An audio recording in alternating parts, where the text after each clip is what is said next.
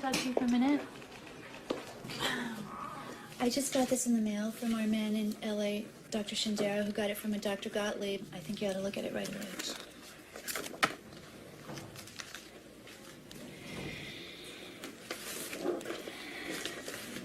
Jim,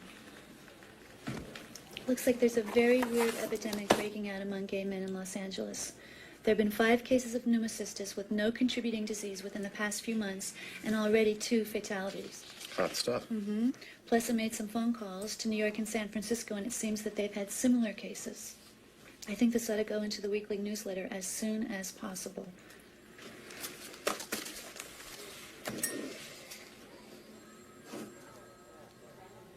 What did you do that for? I don't decide what goes in the newsletter. I can only recommend. But, Mary, we got a new administration. Do you want to see this published so that people can read it? Or do you want to see it killed? Thanks.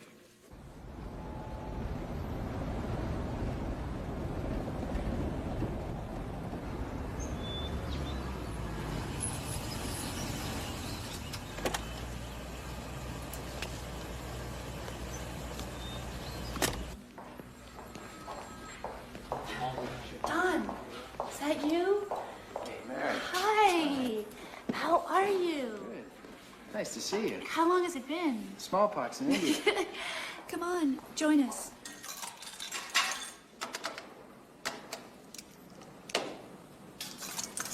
Dale, how long you plan on doing that? Till I get my peanut butter cookies.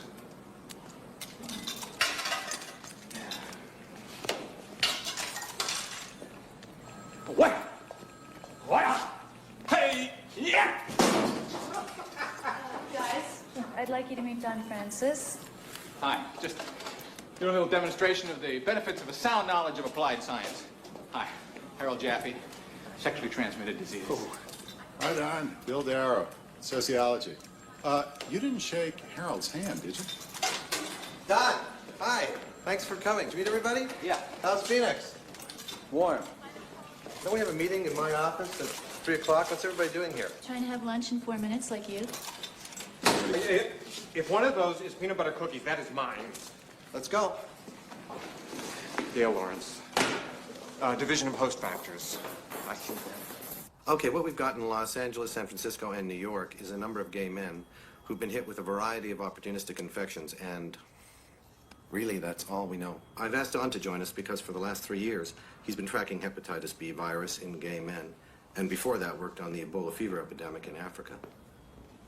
Yeah, thanks for joining us. What we've got to do is hit the phones and spread out, contact the health departments in all the major metropolitan areas as usual, so they can do a hospital-to-hospital search for cases. Basic shoe leather epidemiology. That's it. We've got to talk to the patients, talk to the doctors who may have treated those patients, and friends, relatives. No question too stupid or too personal. Sexual relationships, too. Lifestyle stuff. Household chemical cleaning. Diet. Could be a bad batch of street drugs. Pets. Yeah, maybe they all get the same kind of kitty litter. Don, I'm going to go to New York this afternoon and take a look at this disease. Can you come with me? Sure. All right, what do we think? What do we know? What can we prove? Zip. Only gays? Think, but can't prove. Only males? Think, but can't prove. Semen depositors. If it's in the semen, unless there's something specifically unusual about this disease, it shouldn't make a difference where the semen is deposited, whether in the anus or in the vagina, which could mean that women will be getting it also. That's a good point. You should focus on that. Well, all we know so far is that the immune system stops functioning completely. In all cases? No, but can't prove. You know, what we have here looks more like a sexually transmitted disease than syphilis does. Think or prove? Well, I can't prove that the sun isn't going to turn into a bran muffin next Tuesday.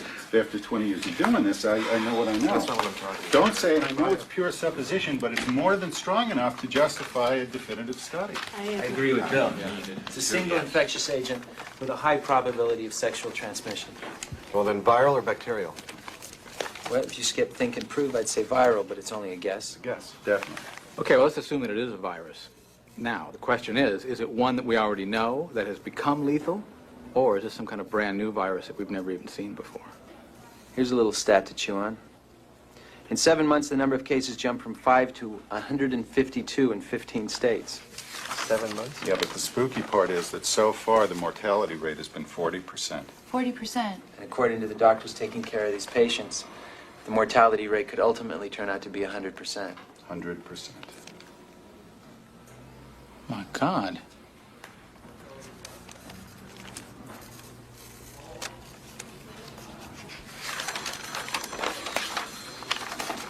All right, let's set up a case control study based on the premise that it's sexually transmitted. Don, I've been talking to the director. We want you to set up a lab here, run it to handle the causative end of the study. If it's a bug, find it. I've just been given approval to head a task force for 3 months, which if this disease is like any of the others, ought to be, plenty of time. And of course, no money, so we're gonna have to moonlight this epidemic. What else is new? That means I can't guarantee you a staff or equipment Trust him on this. until I juggle the budget around a little bit. Okay. So you're going to show them where the lab's going to be? You want to see it right now, do you think? Oh, I think you should, Jim. I really do. Sure, come on down. You got a flashlight, by the way? It's not that bad. One of those miners things with a little light in the middle of it? It's the only spaces we have left, so it's going to look a little hopeless. at Only first. because it is. No comment. It's actually it's bigger than it looks.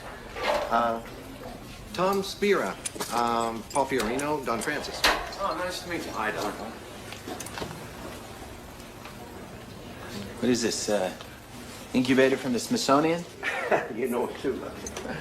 Where's the CO2 attachment? Well, we had to put the CO2 tanks in the next room because we couldn't get approval for a real CO2 incubator.